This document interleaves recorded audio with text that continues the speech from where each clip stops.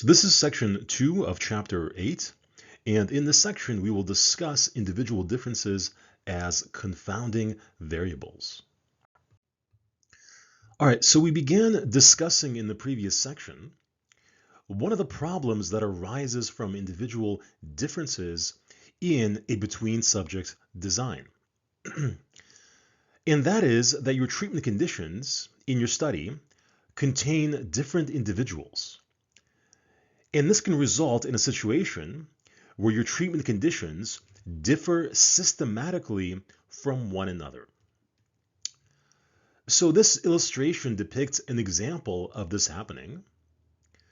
So let's say you have two conditions, condition 1 and 2. And because these conditions contain different people, it's possible that one of the conditions ends up with more older people than the other. And there's a systematic difference in age between your conditions as a consequence.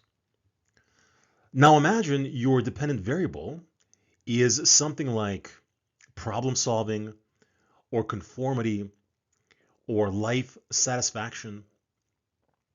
Can age be a confound? Yes, absolutely. And now for any difference that you measure between your conditions, suddenly you can't say with any certainty whether that difference is being caused by your manipulation of the independent variable or by this systematic difference in age that exists between your conditions. So there are two main sources of confounds for between-subject designs. One is confounds arising from individual differences. And we saw an example of that in the previous slide. And the other is confounds arising from environmental variables.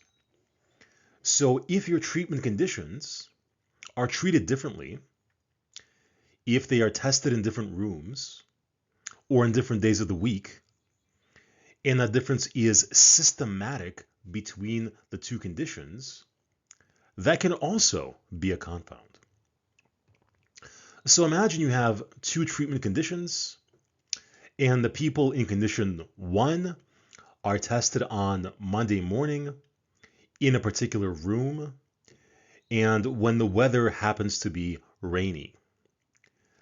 And the people in condition 2 are tested on Friday afternoon in a different room when the weather happens to be sunny.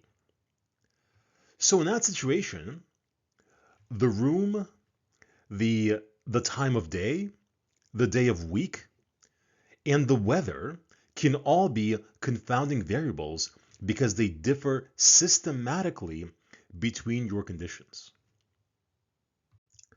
So as the researcher, you want to try to create groups that are equivalent to each other. And the groups should be created equally, meaning the methods for recruiting people into your study should be the same across your conditions to ensure consistency in how people are selected. You want the groups to be treated equally. So you want them to have the same experiences as they go through the study, the same environment, right? The same interactions. Of course, aside from the independent variable. And you want your groups to be composed of equivalent individuals. I mean, they can't be composed of identical individuals, obviously, but you want them to be similar. You don't want one group to differ substantially from the other along any characteristic that could be a confound in your study.